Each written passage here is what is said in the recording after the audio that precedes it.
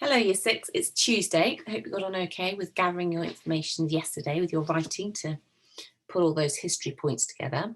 Today, what we're going to do is you're going to plan your writing. So before you do your actual plan, what I'd like you to do is I'd like you to watch this fantastic original Dig for Victory public information video.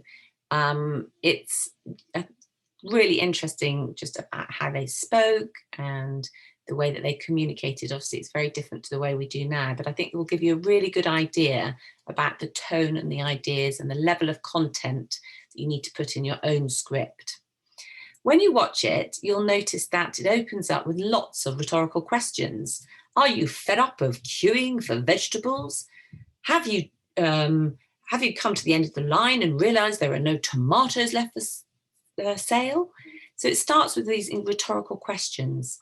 Now, let's remind ourselves, what is a rhetorical question?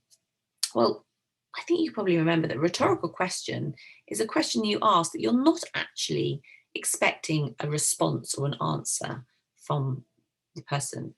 Now, they are very good as a result of that to use in persuasive writing, in this case, a persuasive script, because the purpose of them really is to engage the listener in this case, or the reader, because what you're trying to do, you're trying to speak directly to them and you're trying to engage them with some ideas. And yes, that is absolutely me.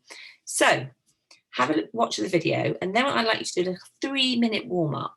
And I would like you to write as many rhetorical questions as you can think of that would fit with your own home front campaign. So if you're doing Dig for Victory, think about some rhetorical questions that you might ask for that. You might want to magpie some from the film. If you are doing Make, Do, Amend, do some rhetorical questions about that. Is Johnny growing too big for his shorts? If you're doing something to do with women in work, are you desperate to get involved and support the war effort? Do you have lots of practical skills that you can deliver to support people in the workforce? Think about the appropriate rhetorical questions. So that's your warm-up. 3 minutes max to do that. Then I want you to think about your plan. Now, I've put together here a plan in a table, really, just to help you, but you don't need to plan yours in a table. You could just do simple bullet points. But what I want you to think about is how you're going to group your information that you're going to put into your script into paragraphs. Now, what we're suggesting is that you start with some rhetorical questions. That was, as we say, to engage the viewer in this case, as it's going to be a film. And then the key thing that you need to get over in your first paragraph is, what is it you actually want people to do? So remember, you writing as if you're communicating as a government.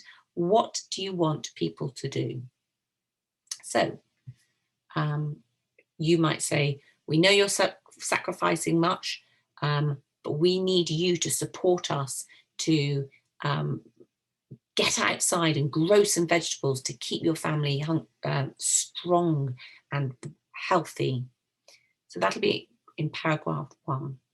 Paragraph 2, you need to appeal to all the different people, different groups of people that could support.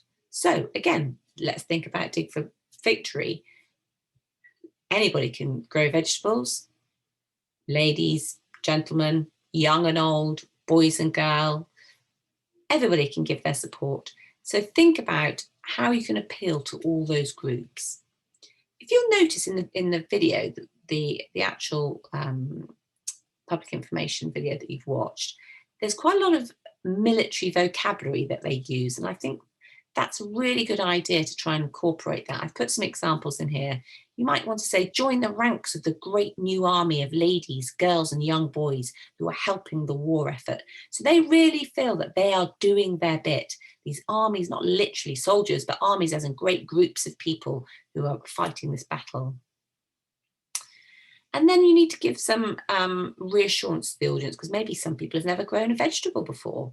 You might want to reassure them that, don't worry, you can go to your local allotment and get some tips from them. You might say you need very few tools. Maybe you can borrow some tools off your neighbour. So you can give them top tips of how things that they could do to reassure them that they don't need to be really skilled horticulturists, if it was Dig for Britain, or really skilled seamstress, if it was Make, Do and Mend, or already women don't have to have these skills, they could be trained up. So you need to give them that reassurance. That would be in paragraph 2. Then paragraph 3, you can go into talking about the difference, the impact that they will have on the war effort. So to reward them with thinking that actually if they go and commit their time and put the energy into doing these activities, it will make a huge difference. And again, I've got some sentence starters there that you can magpie and have some ideas. And the very last bit, it doesn't need to be a very large paragraph, long paragraph.